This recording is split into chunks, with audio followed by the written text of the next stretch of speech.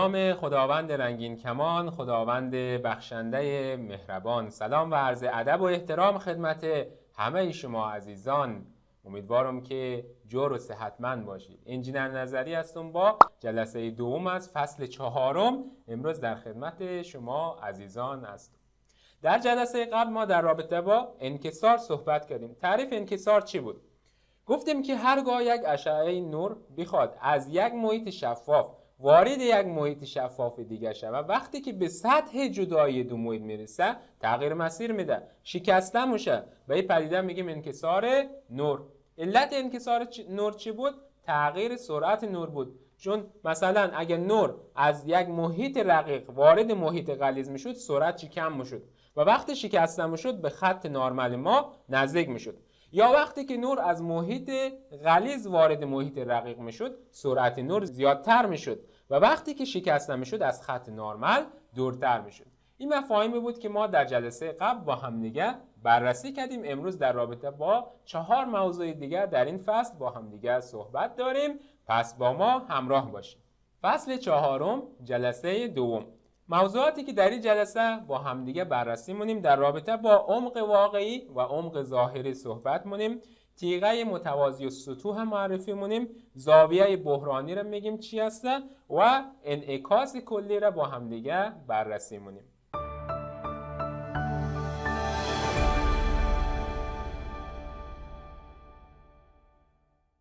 اولین بحث ما در رابطه با عمق واقعی و عمق ظاهریه. وقتی که شما ماهیگیری میرید یا به صید ماهی میرید، شما دوستا از بالای دریا وقتی که به ماهی نگاه میکنید در واقع شما این ماهی را بالاتر از جای واقعی خودش میبینید. علت از اینه که برمیگرده به انکسار نور دیگه، درسته؟ و ماهی هم شما را بالاتر از جایی که شما قرار دارید میبینه. پس یک مفهوم به نام عمق واقعی و عمق ظاهری ایجاد میشه. عمق واقعی چیه دوستان عزیز؟ میگیم مکانی که ماهی قرار داره، یعنی جای واقعی ماهی رو میگیم عمق واقعی و جایی که ما ماهی رو میبینیم و این میگیم عمق ظاهری. و در این حالت شما ببینید که عمق واقعی از عمق ظاهری ما بزرگتره یا بیشتره. خب میریم سراغ رابطه ضریب انکسار با عمق ظاهری و عمق واقعی. ما این رابطه رو خدمت شما عزیزا اثبات مونم، اثباتش رو یاد بگیرین و از خود رابطه برای حل سوالات و سوالات کنکور استفاده کنید.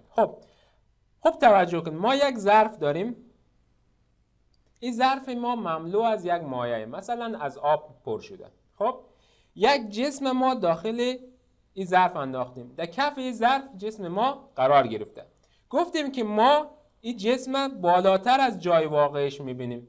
پس ارتفاع جایی که جسم ما قرار گرفته تا سطح مایع ما با اچ بزرگ نمایش دادیم که به این میگیم عمق واقعی و جایی که ما جسم میبینیم ارتفاع از اینجا تا سطح مایع با اچ کوچیک نمایش دادیم که میشه عمق ظاهری. محیطی که جسم در ازو قرار گرفته رو با n1 نمایش دادیم. محیطی که ناظر یا بیننده داخل از اون محیط قرار گرفته با n2 نمایش دادیم. پس در این قبیل مسائل دوستان عزیز همیشه محیطی که جسم داخل از اون محیط قرار گرفته میشه n1 ما و محیط ناظر یا بیننده n2 میشه. مثلا اگه عکس از این بشه، شما داخل یک حوض آب بازی باشید و از داخل حوض آب بازی بیرون نگاه کنید، مثلا یک گروپ در بیرون حوض آب بازی روشن شده، شما از داخل حوض آب بازی از داخل آب به این گروپ نگاه کنید، درسته؟ این گروپ که در بالای آب قرار گرفته این میشه محیط شماره 1 شما، یعنی n1 و شما که ناظر یا بیننده هستید و داخل آب قرار گرفتین محیط شما میشه n2. پس این حتما خیلی مهمه که در این قبیل مسائل محیطی که جسم داخل از محیط قرار گرفته n1 و n2 محیط ناظر یا بیننده ما. میریم سراغ ادامه. میگیم که این جسم ما داخل کف ظرف قرار گرفته. از این جسم ما 2 تا اشعه نور بیرون میاد. یک اشعه شما میبینید که به صورت عمود آمده بیرون. در جلسه قبل گفتیم اشعه نوری که به صورت عمود بر سطح جدایی دو محیط وارد میشه شکسته نمیشه، همین قسمی از این سطح جدایی خارج میشه.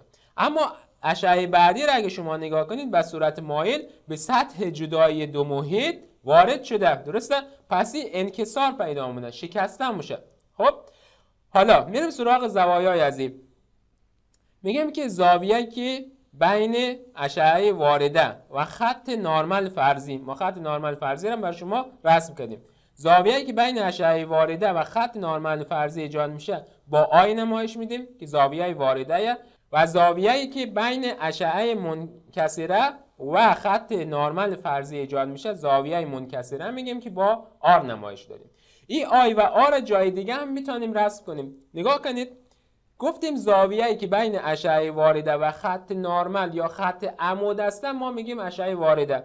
خب اینجا ما یک خط عمود داریم، درسته که این اشعه، ولی ما به عنوان خط عمود هم میتونیم در نظر بگیریم. پس زاویه‌ای که بین این دو اشعه ایجاد شده هم با آی اگه ما نمایش بدیم این هم میشه زاویه وارده. و اگر شما اشعه منکسره را امتداد بدین داخل محیط اول، زاویه‌ای که بین این خط عمود و امتداد اشعه منکسره ایجاد میشه با آر نمایش میدیم. درسته؟ که میشه زاویه منکسره. پس و آی و آر ما در دو جا به شما نمایش دادیم. خب میریم سراغ اثبات رابطه ضریب انکسار با عمق ظاهری و عمق واقعی. قانون اسنل ما جلسه قبل خدمت شما بیان کردیم. قانون اسنل چی میگفت دوستای عزیز؟ میگفت که ساین آی بر ساین آر مساوی میشه با n 2 بر n 1. درسته؟ خب حالا میگیم که ما ساین آی بر ساین آر را حساب مونیم. میگیم که ساین آی بر ساین آر. خب توجه کنید، میگیم که میریم سراغ ساین آی. خب زاویه آی در نظر بگیرید، زاویه آی انجیه. درسته؟ روی شکل ما به شما نشان دادم. خب مثلث قائم الزاویه او ای بی را در نظر میگیریم، او ای بی. پس می‌نویسیم مثلث قائم الزاویه او ای بی. خب با توجه به این مثلث میگیم که تعریف ساین چیه؟ ساین میشه ضلع مقابل به وتر. درسته؟ خب ضلع مقابل ما ای بی دیگه، پس میشه ای بی به وتر. وتر ما هم که او بیه، او بی تقسیم بر ساین. میریم سراغ ساین آر. خب ساین آر شما دوستان در نظر بگیرید، زاویه آر ما این روی شکل و شما در نشان میدم دیگه. مثلث او زبر ای بی رو در نظر میگیریم، او زبر ای بی. خب می‌نویسیم مثلث او زبر ای بی. خب در این مثلث ساین آر رو می‌خوایم حساب کنیم. گفتیم ساین میشه ضلع مقابل به وتر. ضلع مقابل ما باز هم ای بیه و وتر ما او زبر بیه. در نتیجه میگیم که ما ای بی رو خط میزنیم با هم دیگه و ساین آی بر ساین آر، نتیجه‌ای که میگیریم برابر میشه با او زبر بی بر او بی. خب پس به جای ساین آی بر ساین آر ما او زبر بی بر او بی قرار میدیم. درسته؟ یعنی این بر بالایی جایگذاری می‌کنیم. در نتیجه میتونیم بگیم که او زبر بی بر او بی مساوی میشه با n2 بر n1. خب ادامه میدیم. میگیم که اگر زاویه آی و زاویه آر ما کوچک شود، درسته؟ در این حالت ما میتونیم بگیم که او بی با او ای برابره. پس میگیم که او بی تقریبا میتونیم بگیم که با او ای برابره. شما اگر او ای هم در نظر بگیریم دوستان عزیز، او ای این او ای دیگه. درسته؟ این او ای برابر با اچ بزرگ یعنی عمق واقعی ماه دیگه. درسته؟ پس می‌نویسیم این هم برابر با اچ بزرگه.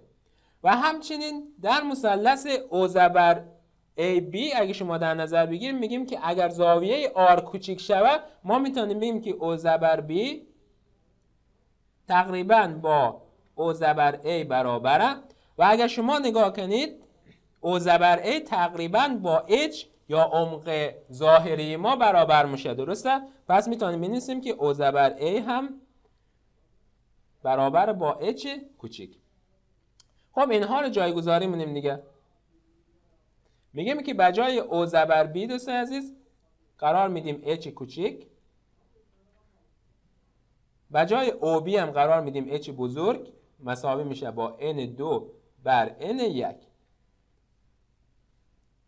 درسته؟ پس یک رابطه. حالا میگیم که اگر محیط ناظر ما هوا بشه، یعنی n2 ما هوا بشه دیگه، درسته؟ ضریب انکسار هوا یا خلا برابر با چند بود؟ در جلسه قبل گفتیم برابر با 1 بود دیگه. پس n2 برابر 1 میشه. در نتیجه میگیم که اگر h بر h بزرگ برابر میشه با n2 را گفتیم برابر با 1 میشه دیگه، چون که محیط ناظر ما هوا یا خلایه. درسته؟ پس این میشه 1 بر n. در نتیجه h یا عمق ظاهری برابر میشه با عمق واقعی تقسیم بر ضریب انکسار. از این رابطه ما خیلی استفاده مونیم. پس h چی شد؟ عمق ظاهری شد. عمق ظاهری h بزرگ شد عمق واقعی، عمق واقعی، و n هم شد ضریب انکسار، ضریب انکسار. ما از این رابطه آخری خیلی استفاده مونیم در حل سوالات برای پیدا کردن عمق ظاهری و عمق واقعی. خب مثال ببینیم با هم دیگه. گفته یک حوض به عمق 9 متر از مایع پر شده. یعنی عمق واقعی حوض به ما داده 9 متر. پس h بزرگ یا عمق واقعی برابر با 9 متره. زمانی که به صورت عمود به آن نگاه میکنیم کف حوض را 3 متر بالاتر از مکان واقعی میبینیم. ضریب انکسار مایع را گفته حساب کنید. خب ما شکلش رسم کنیم. این ظرف مایع. وقتی که ما از بالا به صورت عمود به این نگاه میکنیم میگیم این کف ظرف ما 3 متر بالاتر میبینیم، یعنی کف ظرف اینجا میبینیم این 3 متر بالاتره. پس در نتیجه h یا عمق ظاهری ما چه قسم میشه دوستان عزیز؟ اگر عمق ظرف ما 9 متر باشه، ما از بالا وقتی نگاه میکنیم این کف ظرف 3 متر بالاتر میبینیم. پس عمق ظاهری ما از اینجا تا اینجا میشه. این میشه عمق ظاهری. عمق ظاهری برابر بشه با 9 منفی 3 برابر با 6 متر میشه. پس عمق ظاهری هم به ما داده 6 متر. اشتباه نکنید که این 3 متر به جای عمق ظاهری قرار بدین. این 3 متر بالاتر دیده میشه. درسته؟ عمق ظاهری ما از این جایی که ما میبینیم تا سطح مایع حساب میشه که میشه 9 منفی 3 و n از ما خواسته. پس گفتیم که h یا عمق ظاهری برابر میشه با عمق واقعی تقسیم بر n. در نتیجه عمق ظاهری 6 متره، عمق واقعی 9 متره تقسیم بر n. از این رابطه n ما مساوی میشه با 9 بر 6 برابر میشه با 1.5 ضریب انکسار ما شد. بریم سراغ تمرین بعد. گفته ارتفاع آب داخل یک حوض آب بازی 2.4 متره. پس عمق واقعی یعنی h به ما داده 2.4 متر. اگر به صورت عمود به آب داخل حوض نگاه کنیم عمق آب چند متر به نظر میرسه؟ درسته؟ خب عمق آب گفته چند متر به نظر میرسه. وقتی که میگه به نظر میرسه یعنی عمق ظاهری را از ما خواسته. پس h یا عمق ظاهری را از ما خواسته. ضریب انکسار یعنی n هم به ما داده 4 بر 3. خب دیگه کاری نداره. فرمول می‌نویسیم h یا عمق ظاهری برابر میشه با عمق واقعی تقسیم بر n. در نتیجه عمق ظاهری را از ما خواسته مساوی میشه با عمق واقعی 2.4 تقسیم بر 4 بر 3. از این رابطه میگیم که h مساوی میشه با 2.4 ضرب در 3 بر 4. 4 بر 4 1. 2.4 تقسیم بر 4 اگر شما انجام بدین برابر با 0.6 میشه. 3 ضرب در 0.6 برابر میشه با 1.8 متر عمق ظاهری ما شد. میریم سراغ بحث بعدی در رابطه با تیغه متوازی سطوح. تیغه متوازی سطوح تعریفش چیه؟ تعریفش چیه در فیزیک؟ فضای شفافی که بین دو صفحه تخت موازی قرار داره به میگیم تیغه متوازی سطوح. نمونهش چی؟ نمونهش یک قطعه شیشه که دارای ضخامته. درسته؟ یک نمونه ساده از تیغه متوازی سطوح. خب ما این شیشه را یا تیغه متوازی سطوح را برای شما اینجا رسم کردیم از طرف ضخامت از این. خب توجه کنید دوستان عزیز.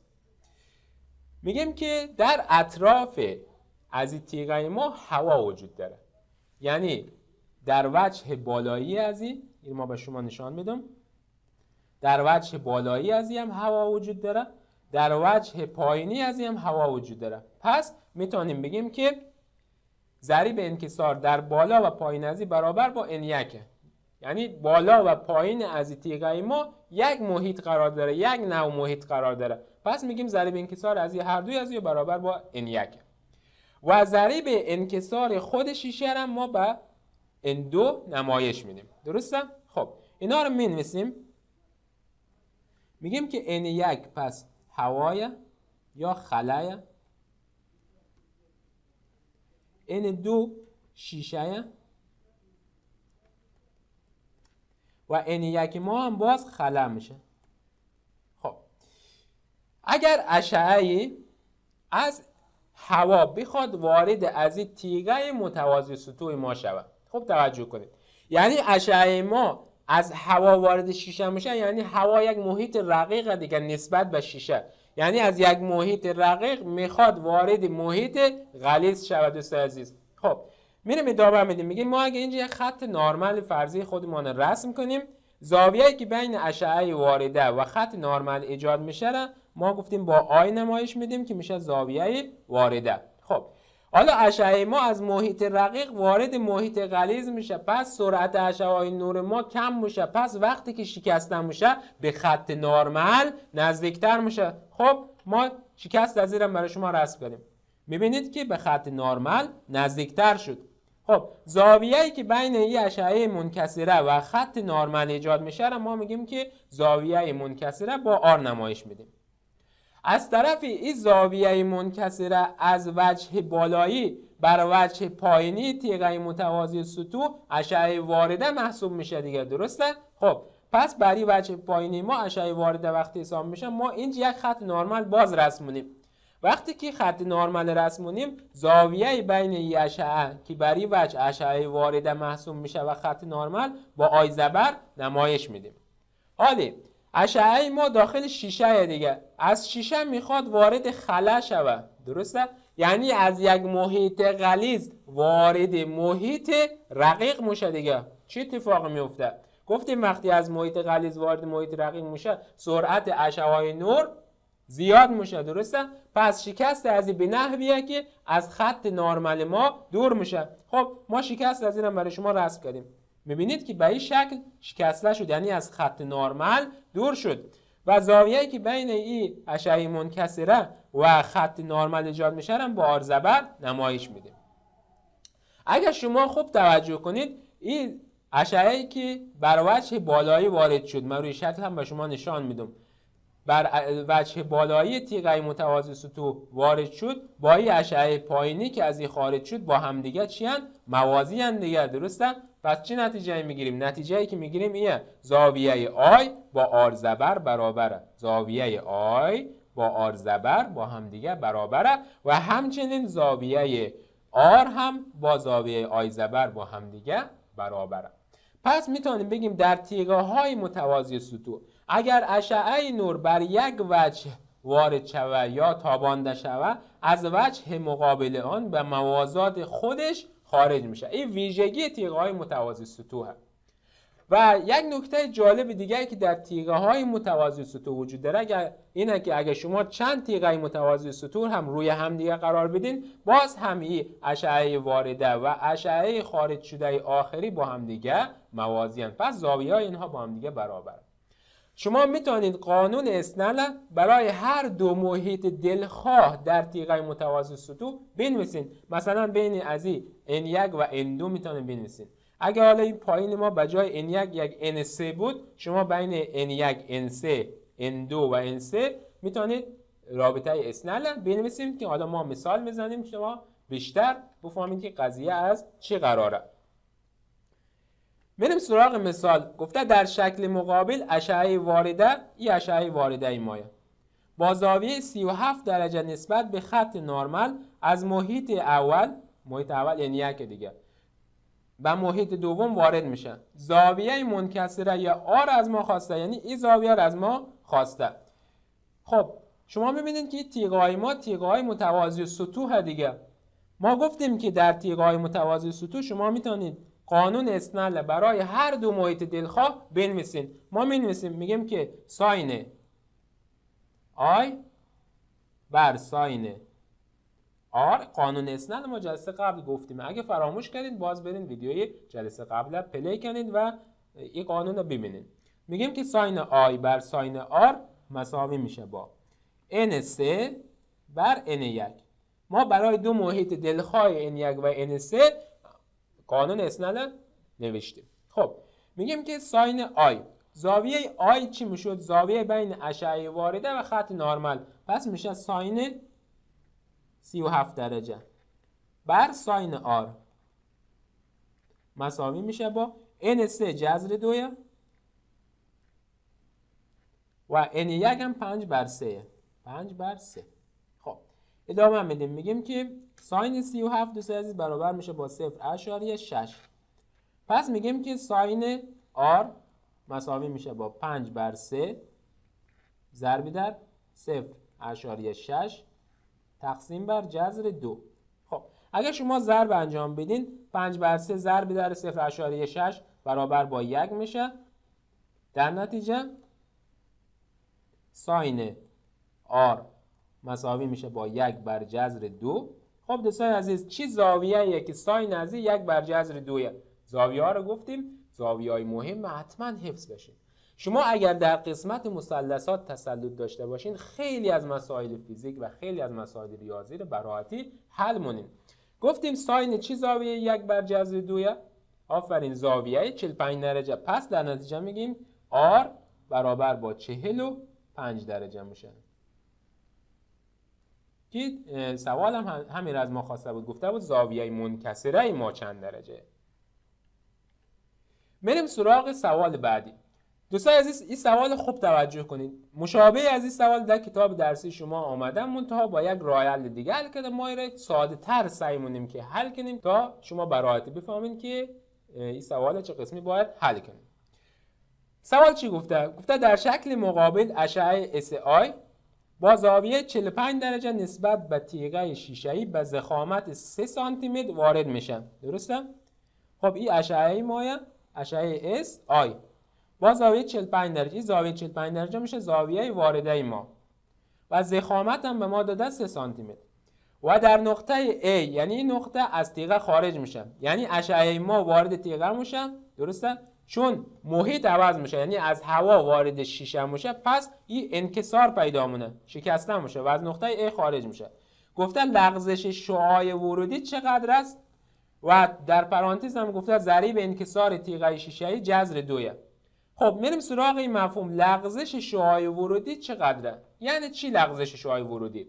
میگیم که ما اگر این شعاع ورودی ما یعنی SI ما امتداد بدیم داخل شیشه، شما میبینید که امتداد از نقطه B در تیغه رد میشه. درسته؟ خب حالا اتفاق نیفتاده، یعنی اشعه ما چون که از خلا وارد شیشه شده پدیده انکسار اتفاق افتاده، این شکسته شده. به جایی که از نقطه B مستقیم خارج شه از نقطه A خارج شده. لغزش شعاع ورودی میشه فاصله A تا B، یعنی فاصله A تا B را از ما خواسته. پس مجهول ما چیه؟ مجهول ما AB دیگه. این فاصله را از ما خواسته. خب ما این فاصله را اینجا H نامگذاری مونیم. میریم سراغ حل مسئله. میگیم که قانون اسنل اول می‌نویسیم.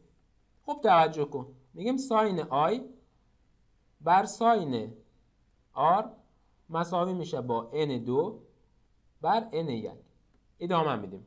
خب آر کدام زاویه میشه؟ آر زاویه بین اشعه منکسره و خط نرماله. ما یه آی به شما نمایش میدیم که کجا میشه. آی میشه اینجی، آر میشه اینجی. خب ادامه میدیم دوستان عزیز. میگیم که ساین آی زاویه ورودی مایه دیگه، زاویه وارده مایه میشه ساین 45 درجه بر ساین آر. ساین آر مساوی میشه با n2. این n1 این هم n2 درسته؟ خب n2 میشه شیشه، ضریب انکسار شیشه رو در پرانتز به ما داده جذر 2، پس این میشه جذر 2. n1 چیه؟ n1 خلاه دیگه، درسته؟ خلا یا هوایه. ضریب شکست در خلا چند بود؟ برابر با 1 بود، پس این میشه 1. خب از طرفی ساین 45 درجه دوستان عزیز چنده؟ 1 بر جذر 2 دیگه، 1 بر جذر 2. خب ادامه میدیم.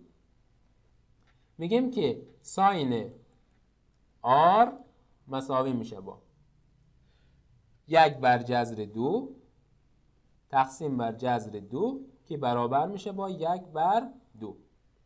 ساین R شد 1 بر 2. چی زاویه‌ای که ساین از زاویه 1 بر 2 زاویه 30 درجه، پس R ما برابر با 30 درجه میشه. R را حساب کردیم، این شد 30 درجه. خب برای به دست آوردن فاصله AB میریم سراغ تانجانت.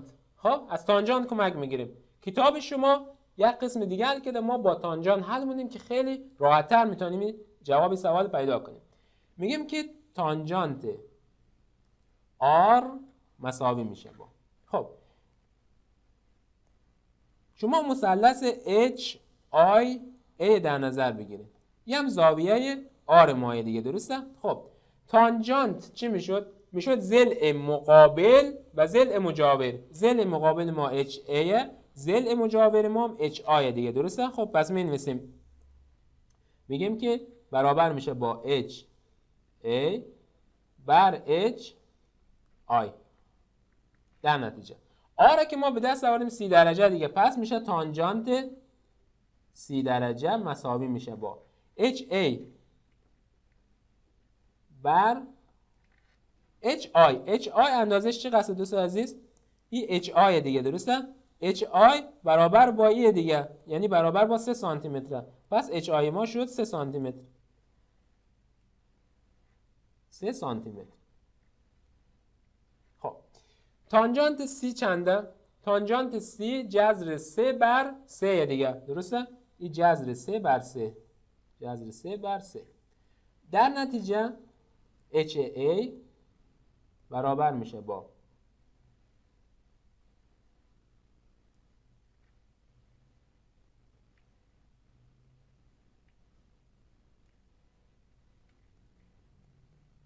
HA ما برابر میشه با جذر 3.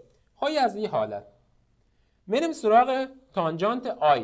تانجانت I مساوی میشه با، خب آی کدام زاویه میشه؟ گفتیم آی زاویه بین اشعه وارده و خط نرمال، یا آی زاویه بین امتداد اشعه وارده و خط نرماله. خب شما ریشک به شما نشان بدیم دوست عزیز، این زاویه میشه دیگه.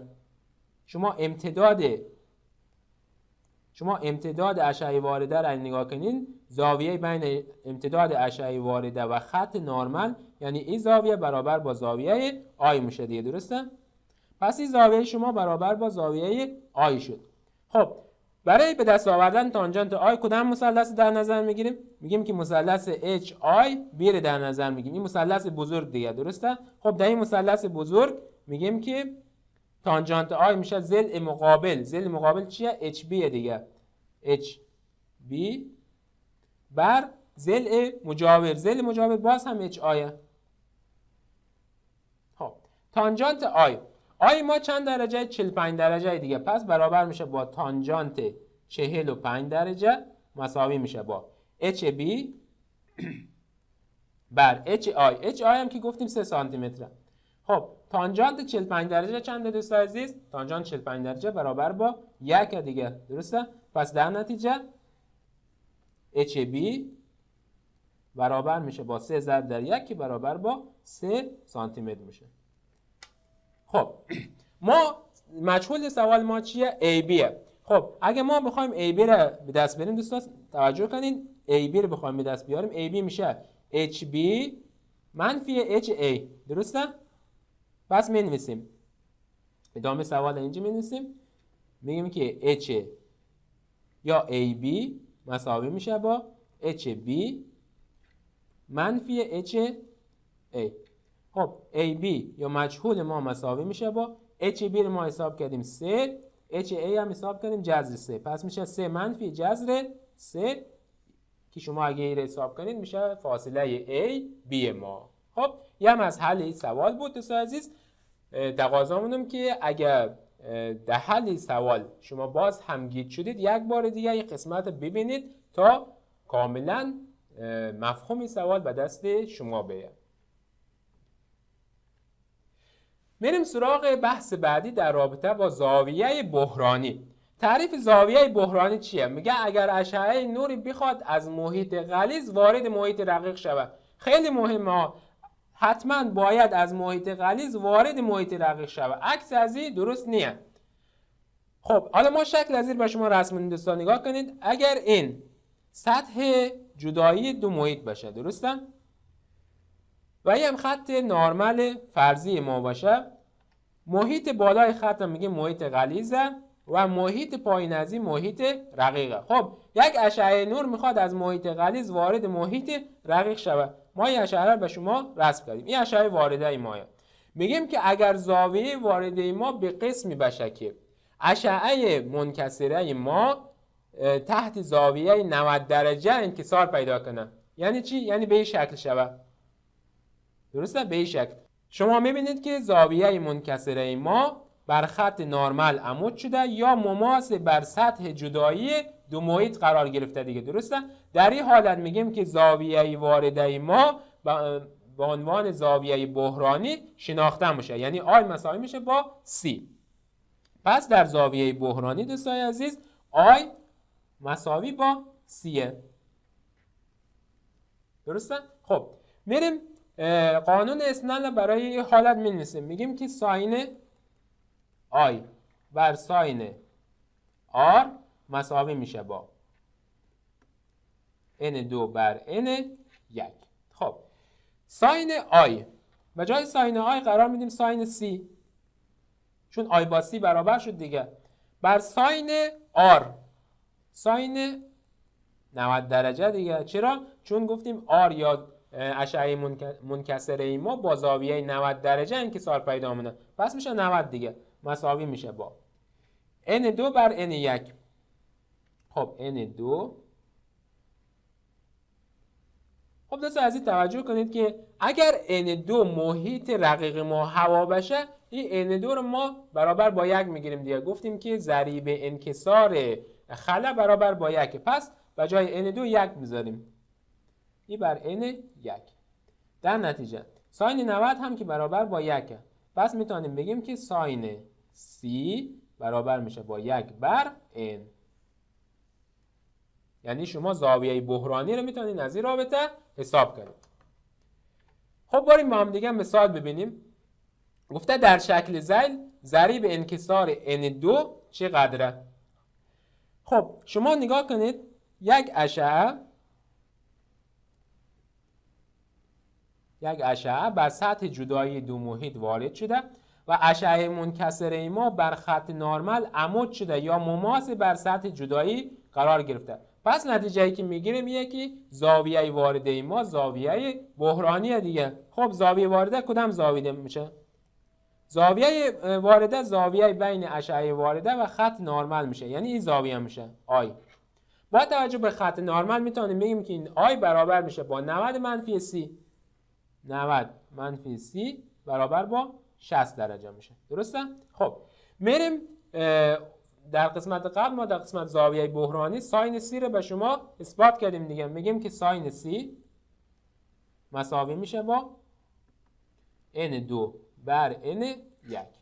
خب ساین 60 درجه درسته؟ مساوی میشه با n2 دوستان عزیز مجهوله n1 برابر با جذر 3 شده. ساین 60 درجه جذر 3 بر 2 دیگه. پس میتونیم بگیم که n2 مساوی میشه با جذر 3 ضرب در جذر 3 بر 2 که مساوی میشه با 3 بر 2 یا 1.5. پس n2 رو ما به یک قسم تانیسم حساب کنیم با توجه به این که تشخیص دادیم زاویه وارده ما زاویه بحرانیه، یعنی I مساوی با C. مفهوم بعدی ما در رابطه با انعکاس کلیه. انعکاس کلی چی میگه؟ میگه هرگاه اشعه نوری بخواد از محیط غلیظ وارد محیط رقیق شه، باز هم حتما باید از محیط غلیظ وارد محیط رقیق شود. خب این شکل ما برای شما رسم کنیم. میبینید که ما سطح جدایی دو محیط برای شما رسم کردیم. محیط پایین غلیظ، بالا رقیقه و این هم خط نرمال فرضی ماه، درسته؟ خب میگه اگر یک اشعه بخواد از محیط غلیظ وارد محیط رقیق شود، شما میبینید اشعه ما از محیط غلیظ میخواد وارد محیط رقیق شود. اگر زاویه وارده بیشتر از زاویه بحرانی ما باشه، یعنی چی؟ یعنی که زاویه I یعنی زاویه وارده بیشتر از زاویه C یا زاویه بحرانی باشه. چه اتفاقی میفته؟ اتفاقی که میفته دوستان عزیز ایه که اشعه ما وارد محیط رقیق نمیشه و با همین زاویه در محیط اولیه انعکاس پیدا میکنه. شما میبینید که دوباره یه اشعه ما برمیگرده، درسته؟ این میشه انعکاس کلی. پس در حالتی که I یعنی زاویه وارده بیشتر از C یعنی زاویه بحرانی باشه، پدیده انعکاس کلی اتفاق میفته. انعکاس کلی یعنی چی؟ یعنی اشعه وارده ما وارد محیط رقیق نمیشه، دوباره در همان محیط غلیظ انعکاس پیدا میکنه. خب مثال با هم دیگه ببینیم. گفته اگر زاویه بحرانی شیشه برابر با 45 درجه باشه، یعنی زاویه بحرانی شیشه رو خود سوال به ما داده، گفته که C برابر با 45 درجه. گفته شکل‌های ذیل را کامل کنید و زاویه منکسره را محاسبه کنید. میریم سراغ شکل سمت چپ. خب شما در شکل سمت چپ دوستان عزیز اگه نگاه کنید، ما یک زاویه، یک اشعه داریم که به سطح جدایی دو محیط وارد شده.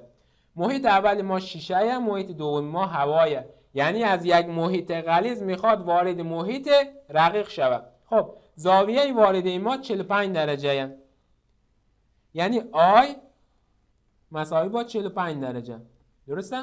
و از طرف زاویه بحرانی ما یعنی C هم برابر با 45 درجه، یعنی I با C با همدیگه برابر شد. خب وقتی گفتیم که زاویه I با C برابر شود، به زاویه وارده چی میگیم؟ زاویه بحرانی میگیم. در زاویه بحرانی چه اتفاقی میفته دوستان عزیز؟ اتفاقی که میفته این که اشعه منکسره ما با زاویه 90 درجه انکسار پیدا میکنه، یعنی به این شکل انکسار پیدا میکنه، یعنی اشعه منکسره ما بر خط نرمال عمود میشه یا مماس بر سطح جدایی دو محیط قرار میگیره، درسته؟ یعنی میشه اشعه منکسره. خب اینو حل کردیم. میریم سراغ شکل سمت راست. خب شکل سمت راست اگه شما نگاه کنید، ما یک اشعه داریم که از شیشه میخواد وارد هوا شود، یعنی باز هم از محیط غلیظ میخواد وارد محیط رقیق شود دیگه، درسته؟ این اشعه مایه. خب توجه کنید، زاویه وارده یعنی زاویه بین اشعه وارده و خط نرمال یعنی آیا به ما داده 50 درجه و از طرف زاویه بحرانی شیشه یعنی C هم به ما داده 45 درجه. شما میبینید که I بیشتر از C شد. تعریف چی بود؟ گفتیم وقتی که I بیشتر از C بشه، یعنی زاویه وارده بیشتر از زاویه بحرانی بشه، پدیده انعکاس کلی اتفاق میفته، یعنی اشعه شما وارد محیط رقیق دیگر نمیشه، در همین محیط غلیظ انعکاس پیدا میکنه، یعنی به این شکل. این زاویه هم برابر با 50 درجه میشه. یه مسئله سوالات. میریم سراغ بررسی سوالات کانکور مرتبط با این قسمت.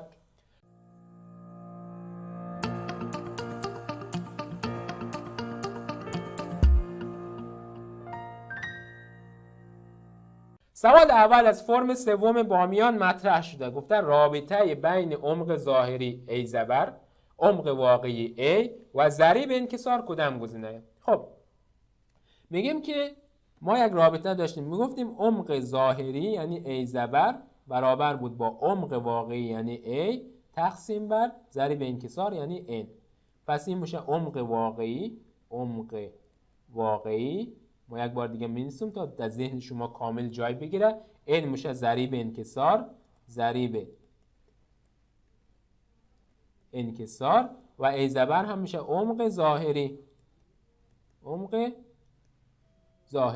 خب کدام گزینه صحیح دوست عزیز؟ گزینه C پاسخ صحیح سوال ما شد. سوال بعدی از فرم اول فرا گفته اگر یک سکه را داخل یک ظرف بندازیم کدام رابطه بین عمق واقعی یعنی D و عمق ظاهری D زبر درسته؟ خب ما یک ظرف رسم کنیم. این ظرف ما پر از آبه، یعنی تا اینجا آب داره. می آب با یک رنگ دیگه بکشیم که معلوم شه. این تا اینجا ظرف ما از آب پر شده دیگه، درسته؟ خب ما یک سکه را داخل از این ظرف انداختیم. این سکه مایه. خب وقتی که ما گفتیم سکه را داخل ظرف میندازیم و عمود به نگاه کنیم، ما سکه را بالاتر از جای واقعیش میبینیم، یعنی سکه را اینجا میبینیم دیگه، درسته؟ خب این فاصله جایی که جسم قرار گرفته تا سطح آب برابر با D یا عمق واقعیه و فاصله جایی که ما سکه را میبینیم تا سطح آب عمق ظاهریه که D زبره. میبینین که D بیشتر از D زبر شد دیگه، درسته؟ پس گزینه C پاسخ صحیح سوال ما است. سوال بعدی از فرم دوم لوگر مطرح شده، گفته اگر عمق ظاهری یک جسم 2 متر باشه، یعنی H کوچیک یا عمق ظاهری به ما داده 2 متر و عمق واقعی آن 3.2 باشه، یعنی H بزرگ یا عمق واقعی را به ما داده 3.2. ضریب انکسار گفته پیدا کنید، یعنی N از ما خواسته. خب میریم سراغ حل سوال. میگیم که H یا عمق ظاهری برابر میشه با عمق واقعی یعنی H بزرگ تقسیم بر N. از این رابطه H به ما داده 2 متر، H بزرگ 3.2 تقسیم بر N، درسته؟ از این رابطه N مساوی میشه با 3.2 تقسیم بر 2 که برابر میشه با 1.6. پس گزینه D پاسخ صحیح سوال ما شد. سوال بعدی از فرم اول پکتیا. انعکاس کلی در کدام حالت اتفاق میفته؟ گزینه A وقتی که نور از محیط رقیق داخل محیط غلیظ شود. گزینه B محیط باید تغییر نکنه. گزینه C وقتی که نور از محیط غلیظ داخل محیط رقیق میشه. گزینه D هیچ کدام. گفتیم که وقتی میخوایم پدیده انعکاس کلی اتفاق بیفته حتما نور باید از محیط غلیظ وارد محیط رقیق شود. پس گزینه C پاسخ صحیح سوال ما شد. سوال بعدی از فرم یک هرات. اگر یک جسم در محیط با ضریب انکسار 2 یعنی N به ما داده 2، N مساوی با 2 دارای عمق ظاهری 3 سانتی متر باشه، یعنی H کوچیک و ما داده 3 سانتی متر عمق ظاهری، عمق واقعی را دریابید، یعنی H بزرگ از ما خواستن. باز هم رابطه رو می‌نویسیم. H کوچیک یعنی عمق ظاهری برابر میشه با عمق واقعی تقسیم بر ضریب انکسار. در نتیجه H کوچیک 3 سانتی متر به ما داده، H بزرگ یا عمق واقعی را از ما خواسته تقسیم بر N هم که 2. در نتیجه عمق واقعی یا H بزرگ برابر میشه با 3 ضرب در 2 برابر با 6 متر میشه، 6 سانتی متر. پس گزینه B پاسخ صحیح سوال ما شد.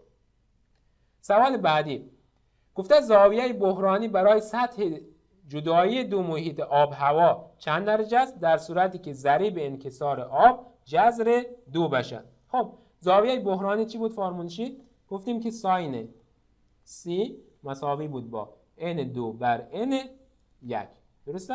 خب دو محیط ما آب و هوای دیگه، درسته؟ خب میگیم که وقتی که یک محیط ما یعنی محیط دوم ما هوا بشه، گفتیم که ضریب انکسار خلا برابر با 1، این پس برابر با 1 میشه. در نتیجه ساین C برابر میشه با 1 بر N1، در نتیجه ساین C مساوی میشه با 1 بر ضریب انکسار آب ما داده جذر 2 دیگه.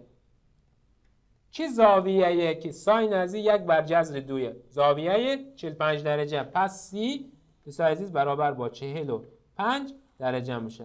کدام گزینه شد؟ گزینه C پاسخ صحیح سوال ما شد.